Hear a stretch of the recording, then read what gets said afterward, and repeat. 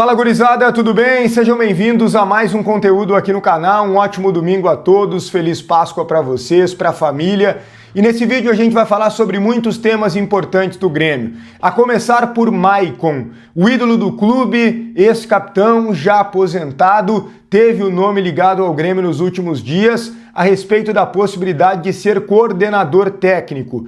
A direção está batendo o martelo em relação a este nome e eu vou te contar esta definição e também os motivos. A gente vai falar sobre ídolos na mira e sobre este domingo ser o dia D para o fechamento de negociações que obviamente vão se tornar anúncios ou anúncio apenas.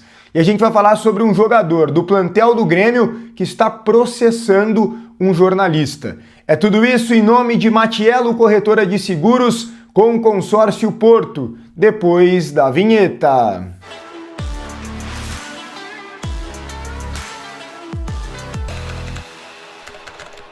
Muito bem, pessoal, antes de tudo, deixa o teu like no vídeo, que é fundamental para o conteúdo ser entregue a mais gremistas aqui no YouTube, então me ajuda com o like. Já na arrancada, te inscreve no canal, ultrapassamos os 50 mil inscritos. Muito obrigado pelo carinho e pela confiança diária, mas segue se inscrevendo se você assiste e ainda não se deu conta de se inscrever e também ativa as notificações, assim tu sempre será avisado sobre novas informações do Grêmio, 2 vídeos por dia, um no final da manhã e outro à noite. E a tua opinião é fundamental sobre todos os temas aqui nos comentários. Primeiro ponto que eu preciso abordar com vocês é que precisamos, de certa forma, assim, comemorar a maneira como o Grêmio se apresentou em campo no Clássico Grenal. Sabemos que os jogadores estavam cientes que precisavam dar uma resposta e por isso jogaram com a corda esticada, mas também ficou muito comprovado que o Grêmio podia muito mais do que vinha apresentando com o Quinteiros. E eu não acho que os jogadores estavam simplesmente fazendo o corpo mole no sentido de estarem de sacanagem com o treinador. Agora, é óbvio que os jogadores estavam desestimulados por um esquema de jogo que eles não conseguiam se adaptar e, portanto, não conseguiam entregar aquilo que o treinador queria. O Grêmio jogava muito mal. O Grêmio conseguia ter um desempenho pior há alguns anos que foram de resultados bem inferiores até mesmo. 2021, por exemplo, o Grêmio não jogava tão mal, mas é óbvio que o ânimo retorna após a saída do treinador, e o James Freitas merece os elogios. O Grêmio conseguiu com ele muito rapidamente, sem muito tempo, fazer um time bem mais organizado, com uma aproximação, com troca de passes. A verdade é que no primeiro tempo, pelo menos, a gente amassou o Internacional e no segundo tempo também, em determinados momentos importantes, a gente teve uma supremacia. O Kiki Oliveira foi muito superior ao Bernabei. Podíamos ter vencido o jogo até mesmo com uma boa vantagem, mas o Braulio não nos ajudou e eu já falei bastante sobre isso no vídeo anterior, mas fiz questão de dar mais alguns detalhes aqui sobre o Clássico Grenal neste primeiro vídeo do domingo. Mas eu quero colocar para vocês algumas questões importantes de definições, não é novidade para ninguém que o Grêmio está atrás do novo treinador e também do coordenador técnico. O dia é importante para isso, é o dia D para esses fechamentos de negócios e, portanto, também, óbvio, anúncios. O Mano Menezes está muito perto do Grêmio. E o detalhe é o seguinte, em relação a salário, já há um acerto entre Grêmio e Mano Menezes. O que agora as partes discutem é a questão das metas. Por exemplo, uma meta no Campeonato Brasileiro vale tanto. Uma meta na Copa do Brasil vale outro tanto e uma outra quantia ainda, uma meta na Sul-Americana. E aí, quais serão essas quantias e quais serão essas metas? Está nesse pé de debate, mas muito próximo de ser finalizado esse negócio com o Mano. Eu diria que essa negociação já está bem encaminhada e que só acontecendo algo muito improvável, uma reviravolta, para o Mano Menezes não ser o treinador do Grêmio, inclusive podendo ser anunciado ainda neste domingo. Em relação ao coordenador técnico, já não está tão fácil assim a situação do Felipão, mas uma pessoa muito importante do Grêmio me disse que espera definir a situação do Felipão neste domingo, hoje ainda, seja para sim ou para não, até porque essa é uma situação que já se desenrola há muito tempo.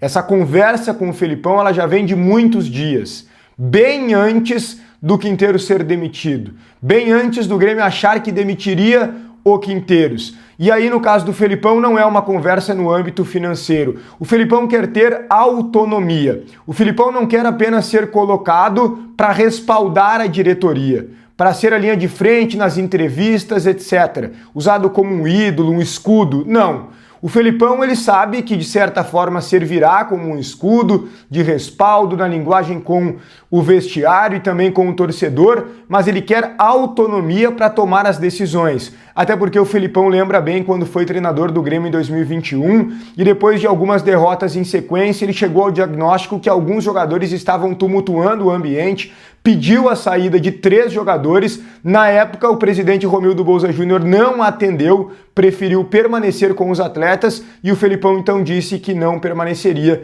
E depois a gente sabe, né, o Wagner Mancini foi colocado e infelizmente o Grêmio acabou rebaixado. Então é isso que o Felipão espera. Vai ser colocado num cargo de coordenação, quer ter autonomia, não apenas servir para blindar esta direção, esse departamento de futebol e este presidente.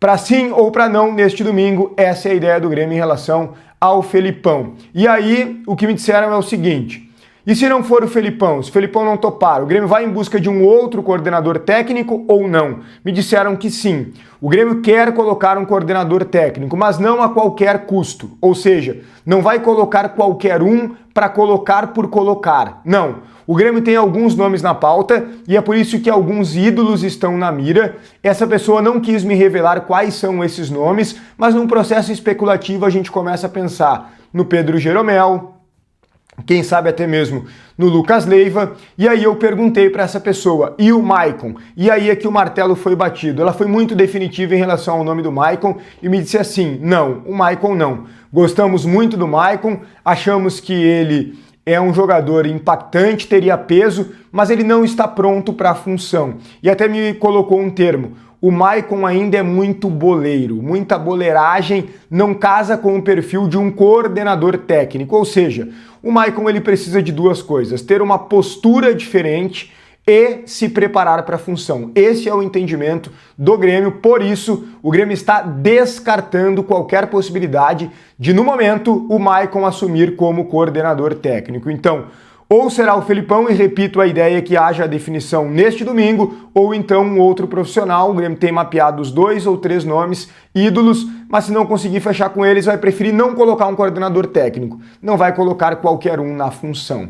Para fechar, jornalista sendo processado por jogador do Grêmio. Que história é essa? Mas antes eu quero te dizer que o Consórcio Porto é a grande oportunidade para tu realizar o teu sonho, conquistar o teu objetivo. É a parceria da Matiello Corretora de Seguros com a Porto Seguros. O Consórcio Porto não tem juros e tem um desconto muito significativo em todas as parcelas até a contemplação. 40% de redução, 40% a menos em todas as parcelas. Aproveita para trocar de carro, comprar, quem sabe, um terreno, uma casa, um apartamento. Consórcio Porto na parceria com a Matiello Corretora de Seguros. Olha só, antes do Clássico Grenal, o jornalista Farid publicou no seu perfil no Instagram que o Edenilson havia vazado a informação do time do Grêmio. E ali ele estava muito irritado com o Edenilson e acusou o Edenilson de ter vazado, de ter contado para uma jornalista, segundo o Farid. E claro que isso gerou um impacto para o Edenilson, que ficou muito descontente com a situação e, através da sua assessoria de imprensa, negou isso. Disse que se tratava de uma fake news e que estava muito preocupado e que estava concentrado para o jogo e que em nenhum momento contou a escalação para qualquer pessoa que seja. E isso avançou. O descontentamento do Edenilson faz com que ele processe o jornalista. Essa informação foi passada pela assessoria do atleta de forma oficial. Já houve um encaminhamento de uma notificação e o Edenilson estará processando o jornalista. E é algo que a gente acaba tendo um certo impacto, porque fica aquela situação. O Edenilson, ele de fato vazou o time, ele está dizendo que não, né? E aí tem essa questão do jogador ser colocado de certa forma contra a torcida, o que também não é legal. Então eu deixo para avaliação de vocês aí quem é que tá certo, quem é que não tá, mas a informação é que o jogador está processando este jornalista. Deixa teu like no vídeo, te inscreve no canal, ativa as notificações, deixa a tua opinião aqui nos comentários sobre todos os temas. Um grande abraço e até o próximo conteúdo.